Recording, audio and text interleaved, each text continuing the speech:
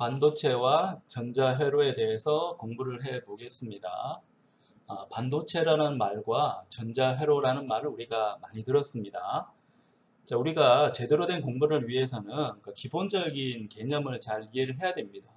그래서 반도체에 대한 설명을 기반으로 해서 전자회로가 어떤 의미를 가지는지 설명하겠습니다. 전자회로가 중요한 이유는 요즘 많은 이야기가 나오는 4차 산업혁명을 지원하기 위한 기본적인 하드웨어 소자가 전자회로이기 때문입니다. 4차 산업혁명이 어떤 건지 소개를 하겠고요. 4차 산업혁명의 핵심은 정보통신 기술을 기반으로 한 서비스입니다. ICT 서비스가 어떤 구조를 가지고 구현이 되고 있는지 그 기반부터 ICT 서비스까지 상세하게 설명을 하겠습니다.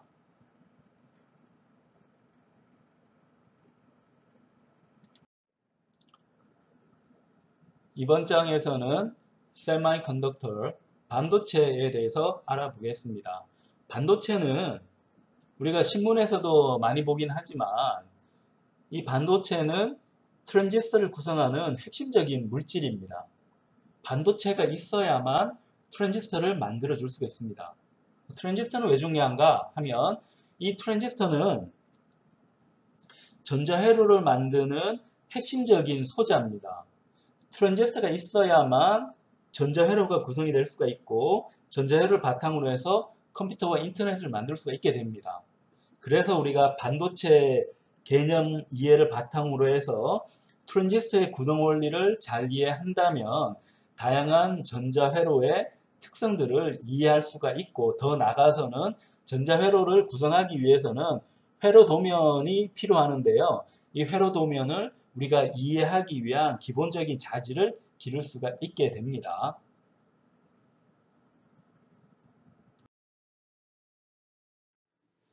(4차) 산업혁명에 대해서 알아보도록 하겠습니다. 언론에 많이 등장하는 단어가 4차 산업혁명이기 때문에 조금 식상한 감은 있습니다. 하지만 기술 트렌드를 알아야 되는 우리 입장에서는 4차 산업혁명이라는 개념 반드시 알아야 됩니다. 자, 그러면 혁명이란 단어부터 한번 알아보도록 합시다. 자, 혁명이란 말을 쓰려면 예전에 있던 진부한 거를 때려 부셔야 됩니다.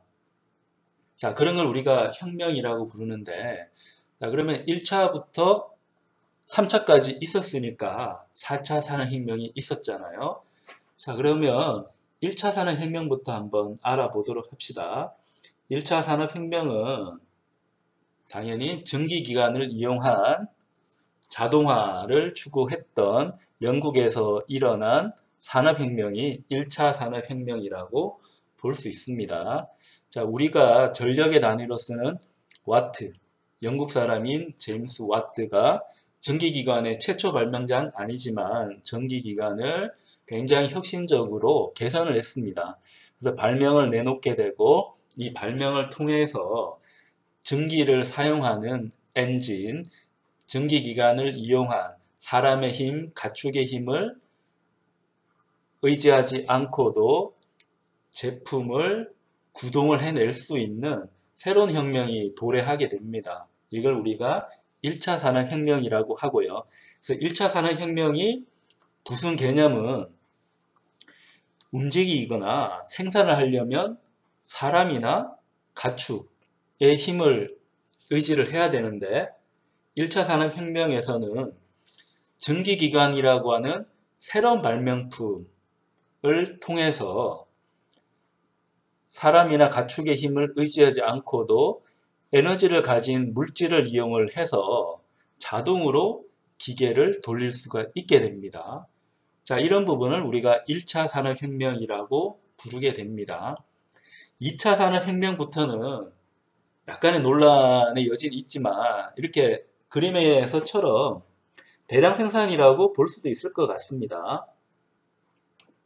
자, 2차 산업혁명은 대량 생산을 통해서 물건들이 일반 대중에게도 원활하게 공급되는 체제라고 볼 수 있습니다.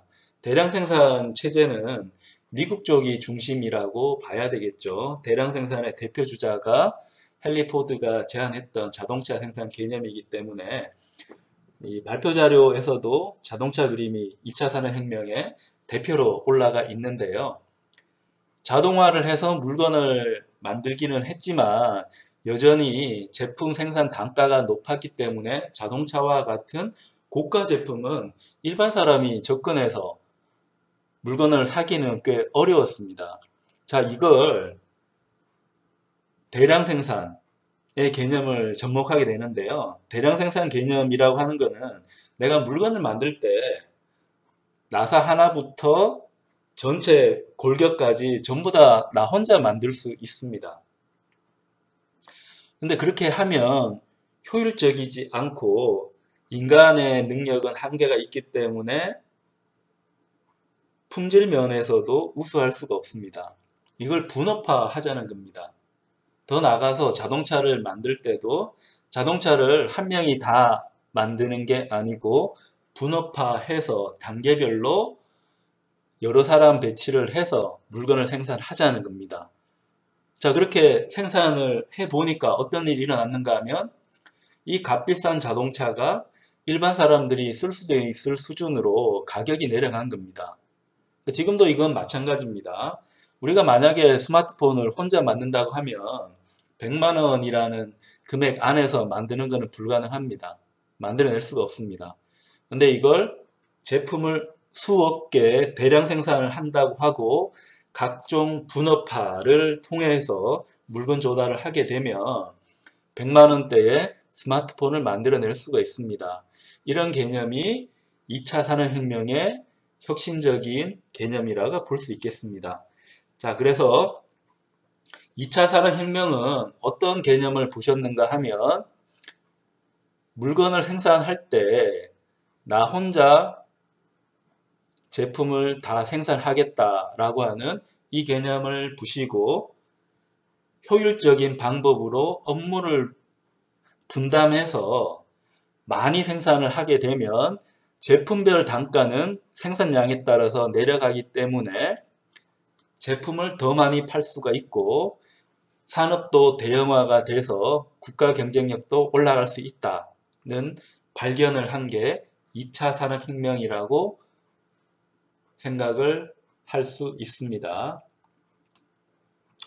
3차 산업혁명은 우리가 논란의 여지 없이 컴퓨터 혁명입니다. 정보혁명입니다. 원래 컴퓨터는 어디에 썼던 물건인가요? 이름에도 알 수 있듯이 계산하려고 만든 기계입니다. 자, 3차 산업혁명에서 이전 개념을 부신 거는 계산 과정, 어떤 일을 하는 절차를 관리하는 과정. 자, 이런 거는 사람이 할 수밖에 없는 고등적인 개념이었다고 생각을 하면 컴퓨터가 등장함으로써 사람이 하는 이 지능적인 활동을 계산 과정을 기계인 컴퓨터가 할 수 있게 된 겁니다. 3차 산업혁명은 컴퓨터 혁명, 정보혁명이라고 부를 수가 있습니다.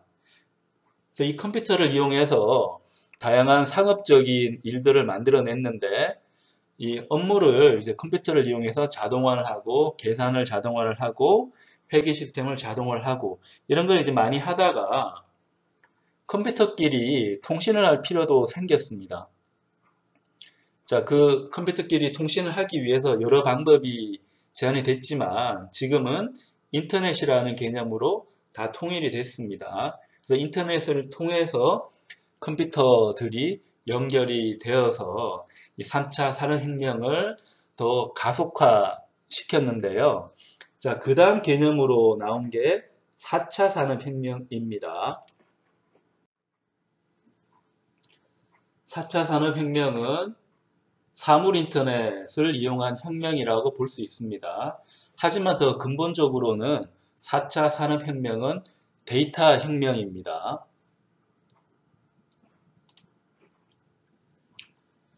자, 이 데이터라는 말은 우리가 흔히 쓰는 말입니다. 원래 뜻은 영어기는 하지만 이 데이터라는 말은 자료라는 뜻입니다. 4차 산업혁명 이전에 자료가 없었나요? 당연히 있었죠. 자, 자료가 있긴 했는데 이 방대한 자료를 관리하고 제어할 효과적인 도구를 만들어내지 못했습니다. 그래서 우리가 보통 공부를 할 때 이 데이터라는 말하고 대비되는 개념으로 이 정보라는 말, information이라는 말을 사용을 합니다. 이 데이터 중에서 의미 있는 내용들을 체계적으로 모아서 값어치 있게 만든 거를 information, 정보라고 이름을 붙입니다. 그래서 데이터와 information은 비슷한 말이지만 분명히 다른 뉘앙스를 가지고 있습니다. 자, 근데 데이터에서 information을 뽑아내는 일은 누가 했을까요? 사람의 고도의 지능이 필요한 일이잖아요. 그래서 이건 사람이 하는 일입니다. 컴퓨터 기능이 아무리 올라가더라도 데이터에서 인포메이션을 만들어내는 일을 제대로 할 수 없다고 생각을 하고 이전까지 작업을 해왔다고 하면 지금은 세상이 달라지고 있습니다. 컴퓨터의 능력이 빠르게 올라가고 있고 이 컴퓨터들은 네트워크로 다 연결이 되어져 있는 상태입니다. 요즘 나오는 컴퓨터는 개별적으로 동작하는 경우는 거의 없다고 봐야겠죠. 네트워크로 연결되어져 있고 이 네트워크는 말할 필요 없이 인터넷으로 다 연결이 되어져 있습니다. 여러분이 사용하는 스마트폰도 네트워크로 연결되어져 있는데 그 네트워크는 다 인터넷이라고 하는 네트워크가 되겠습니다. 자, 그러면 이 데이터를 내가 가공을 해줘야 되는데 데이터 가공할 때 컴퓨터를 활용할 수 있다고 하면 새로운 세상이 열릴 수가 있겠죠. 자, 그래서 등장한 개념이 AI라고 하는 개념입니다.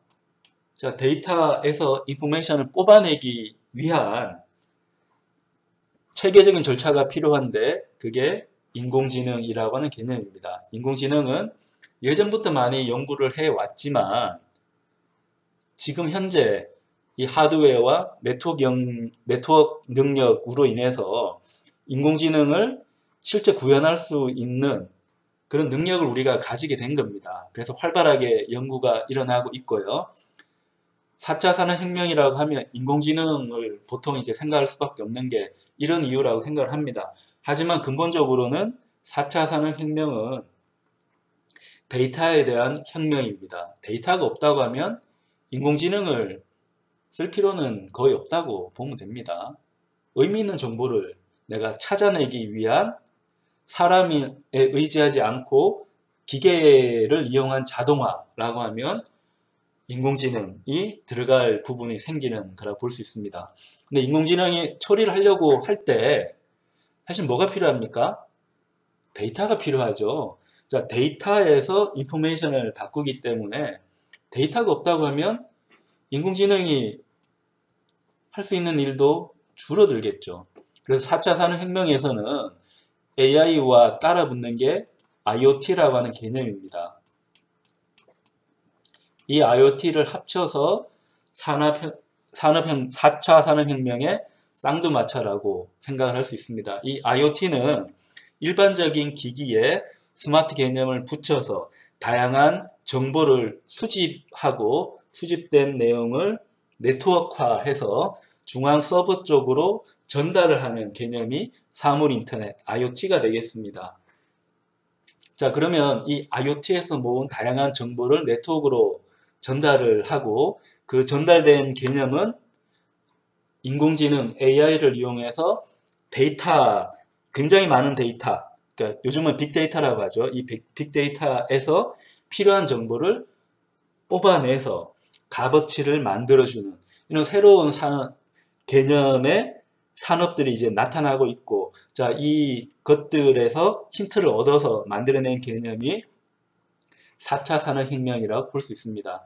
요즘은 여기에 이제 부가적으로 사물 인터넷에서 정보를 서버 쪽으로 전달해야 되는데 예전 방식처럼 중앙 서버에 이제 전달을 할 거냐 아니면 분산 네트워크 쪽으로 갈 거냐 하는데 그 분산 네트워크로 가게 되면 이 정보가 제대로 된 건지 검증을 해야 되잖아요. 검증을 하기 위해서 요즘은 여기에 부가적으로 또 붙는 개념이 블록체인이라는 개념이 붙게 됩니다. 블록체인을 이용해서 IoT가 만든 다양한 이 정보들에 대한 신뢰성을 높이려고 하는 시도가 있고요. 그래서 AI, IoT, 블록체인 같은 게 4차 산업혁명의 아주 중요한 개념으로 우리 앞에 대두가 되고 있습니다. 지금 시점을 중심으로 정보통신 기술을 살펴보겠습니다. 자, 지금 시점에서는 누가 뭐라 하더라도 가장 중요한 정보통신 기기는 컴퓨터입니다.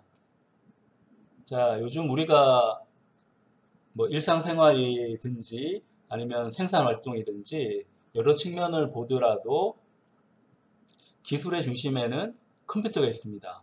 이 컴퓨터를 이용해서 하는 중요한 일은 ICT 서비스가 되겠죠. 그러니까 정보통신 기술을 이용해서 다양한 부가가치가 있는 서비스를 제공을 하고 있습니다. 요즘 크게 인기 얻고 있는 분야를 본다고 하면 AI가 되겠고요. 인공지능이라고 번역을 하는 AI를 이용을 하는데 이 AI가 있을 수 있는 이유는 ICT 서비스가 잘 발달을 해 왔기 때문입니다. 그리고 또 하나 중요한 게 빅데이터라든지 굉장히 많은 데이터가 발생해서 이 데이터 속에서 의미 있는 가치들을 이제 찾아내고 논리를 만들어내는 것을 빅데이터라고 합니다. 그리고 이런 데이터들을 우리가 모으기 위해서는 당연히 IoT라고 하는 사물 인터넷 기술이 필요하겠죠. 자, 예전에는 컴퓨터 기술을 쓰지 않았는데 이 컴퓨터의 가격도 이제 굉장히 떨어졌고 컴퓨터로 할 수 있는 다양한 일들도 이제 늘어나고 있고 이 컴퓨터를 지원하기 위한 소프트웨어 기술도 이제 많이 늘어나고 있습니다. 자, 이로 인해 가지고 예전에 쓰지 않았던 장치에 그 컴퓨터를 쓰고 통신을 넣고 데이터 기술을 이제 넣음으로써 사물 인터넷이라고 하는 분야가 나타나게 됩니다. 자, 그러면 이런 ICT 서비스가 만들어지기 위해서는 뭐가 필요한가 하면 인터넷이 필요합니다. 자, 우리는 주변에 인터넷이 워낙 많기 때문에 인터넷은 뭐 그냥 있는 기술이다 라고 생각할지 모르지만 인터넷도 누군가가 만들고 기술을 발전시키고 저변을 확대를 한 겁니다. 그래서 이 인터넷 기술은 현존하는 다양한 종류의 정보통신 기기를 하나의 프로토콜로 연결할 수 있는 아주 핵심적인 기술입니다. 그러니까 하나의 프로토콜로 연결한다는 것은 굉장히 중요합니다. 프로토콜은 약속입니다. 약속인데 송신과 수신이 정보를 주고받기 위한 약속입니다. 자, 이 약속을 우리가 어떻게 하는가에 따라서 이제 기술의 이름은 바뀌어지게 되는데요. 하지만 이 약속이 다르다고 하면 우리는 통신하기가 무척 어렵습니다. 약속이 다르면 쉬운 말로 사용하는 언어가 다르면 번역가가 필요하죠. 뭔가 중간에 없어도 되는 부가적인 비용이 발생하게 됩니다. 근데 이게 하나의 프로토콜이라고 하면 그럴 염려가 없는 거죠. 그죠? 그래서 다양한 통신기기, 컴퓨터뿐만 아니고 스마트폰이든 사물 인터넷 기기건 이걸 하나로 연결하기 위한 단일의 프로토콜은 인터넷입니다. 그래서 이 인터넷은 굉장히 중요하다라고 할 수 있겠고요. 이 인터넷은 원래 만들어지게 된 계기가 컴퓨터를 하나로 연결하기 위해서 컴퓨터 네트워크를 하나로 이제 뭉치기 위해서 만들어진 게 인터넷의 개념입니다. 그래서 컴퓨터 시대이긴 한데 이 컴퓨터 시대가 되기 위해서는 컴퓨터끼리 연결이 돼서 정보를 교환을 해야 됩니다. 내가 가지고 있는 컴퓨터가 모든 정보를 다 가지고 있고 모든 계산을 다 할 수 있는 게 아니고요. 서로 분산해서 처리하는 게 중요합니다. 자, 그러려고 하면 컴퓨터끼리 연결돼서 통신을 할 수 있어야 되겠죠. 자, 그런 측면에서 컴퓨터가 있어야지 인터넷이 이제 만들어진다고 볼 수 있겠고요. 컴퓨터는 그럼 어떻게 만드나요? 컴퓨터는 원래 말뜻 그대로 계산하는 장치입니다. 그러니까 계산하려고 하면 뭐가 필요합니까? 더하기 빼기 곱하기 나누기라고 하는 사칙 연산, 그리고 and, or, not이라고 하는 논리 연산이 필요합니다. 이런 산술 연산과 논리 연산을 메모리에 저장된 프로그램에 따라서 순차적으로 처리를 해주는 장치를 우리가 뭐라고 불러요? CPU입니다. 자, 컴퓨터가 제대로 구현되고 만들어지고 제 기능을 하기 위해서는 CPU가 필요합니다. CPU는 Central Processing Unit. 뭐 이름은 그렇게 큰 느낌은 없습니다.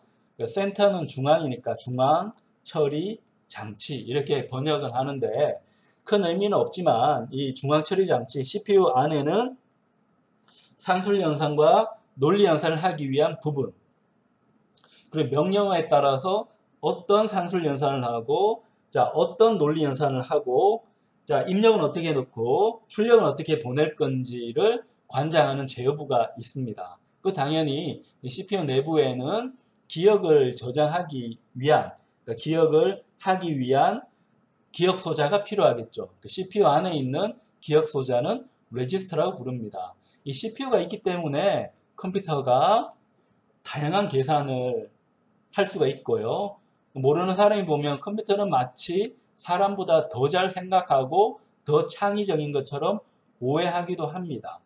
하지만 실제로는 컴퓨터는 주어진 입력에 대해서 주어진 계산을 하고 결과가 나오면 원래 정해진 위치로 보낼 뿐입니다. 이걸 굉장히 빠르게 하고 다양하게 하기 때문에 마치 컴퓨터가 살아있는 것처럼 느껴지는 거고요.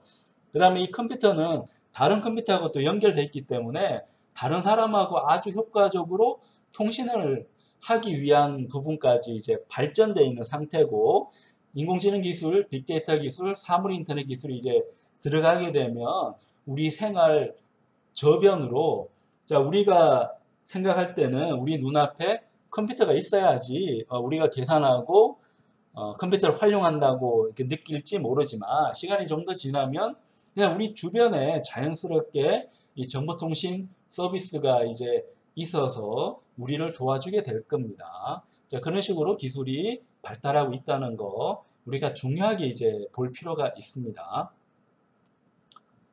근데 CPU는 어떻게 만드나요? CPU는 뭔가 복잡한 장치 같지만 실제 CPU 만드는 거는 AND, OR, NOT이라고 하는 아주 전형적인 간단한 수학 연산을 통해서 CPU를 만듭니다. 자, 이렇게 CPU 만들 수 있는 기술은 논리회로라고 부릅니다. 논리회로 중에서 기억 장치를 이용해서 이전에 내가 했던 상태가 어떤 건지를 판단으로 해서 다음의 상태를 예측하고 거기에 맞는 계산을 한다. 쉽게 말하면 프로그램에 따라서 계산을 하는 거죠.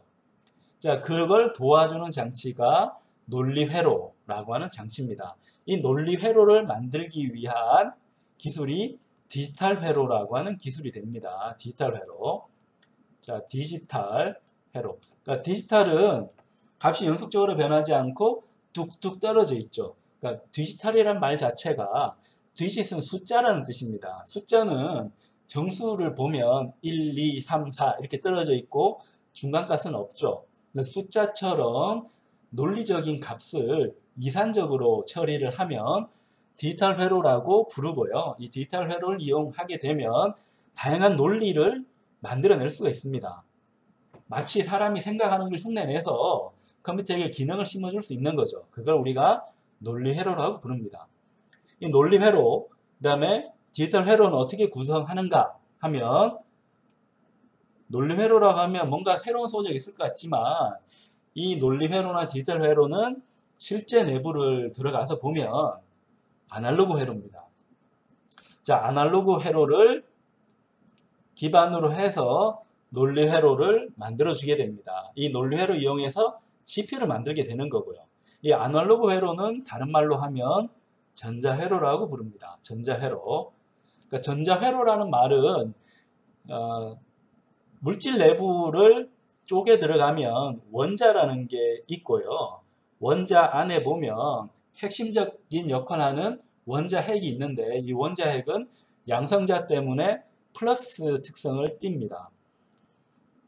근데 양성자보다 굉장히 가벼우면서 마이너스를 띤 입자가 있습니다. 이걸 전자라고 부르는 거고요. 이름이 전자인 이유는 전기를 만들어주는 원천적인 입자이기 때문에 전자라고 만들어줍니다.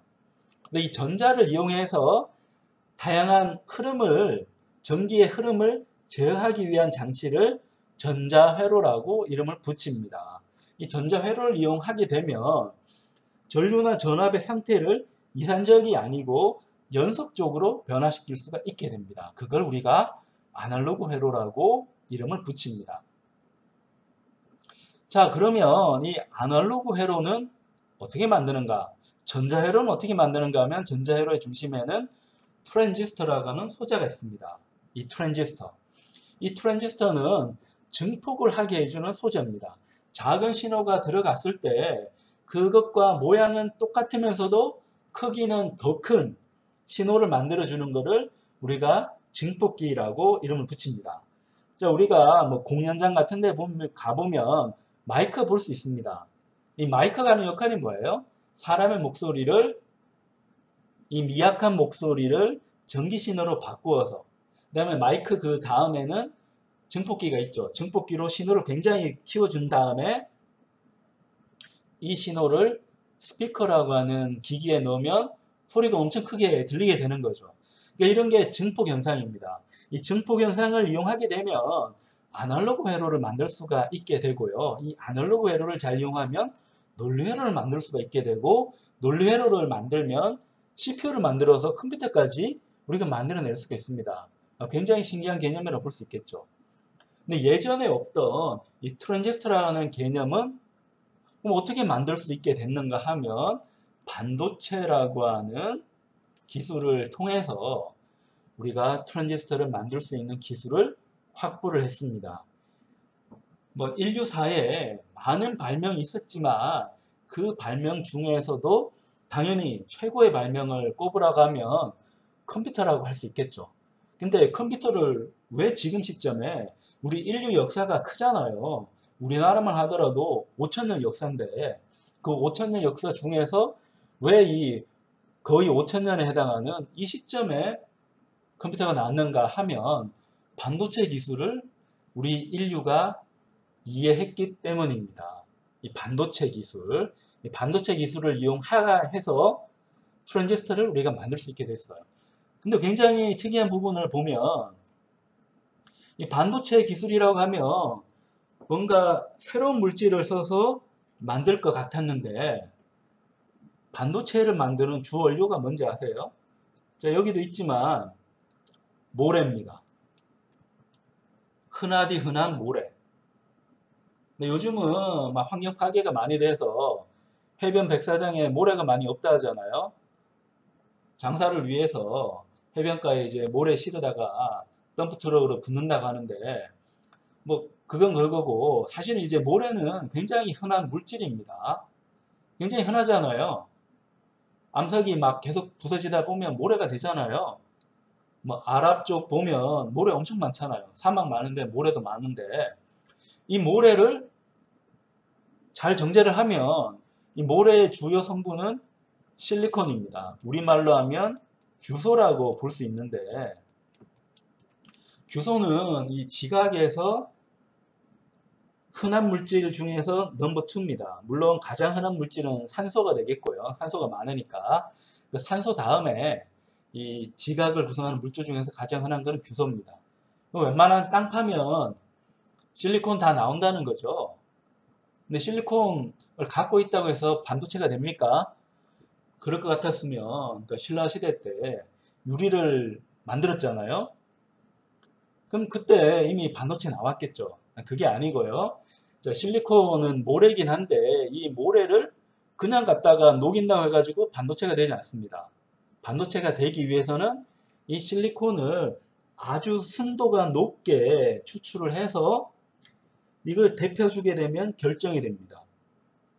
뭐 물이 얼음이 되면 결정이 된다 하잖아요. 그런 것처럼 잘 식히면 아주 이 분자 간, 원자 간 이 거리가 동일하게 특성이 주기적으로 반복되는 결정을, 실리콘 결정을 만들 수 있습니다.